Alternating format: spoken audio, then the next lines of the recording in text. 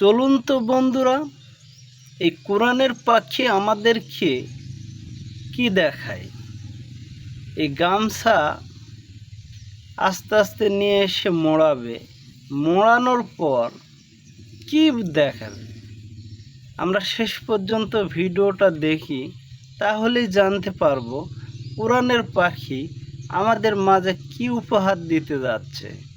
আর এই জিনিসটা আমরা দেখলে হয়তো বা আমরাও শিখতে পারবো, তাই না?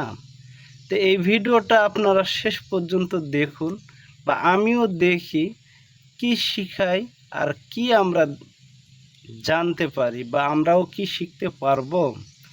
মনে হয় পারবো। দেখুন কত কষ্ট করে, কত সযত্নে মোড়াচ্ছে এই গামছাটি, জড়িয়ে জড়িয়ে এক জায়গায় নিয়ে আসতেছে। দেখা যাক কি আমাদেরকে দেখাবে। দেখি কোরআনের পাখি।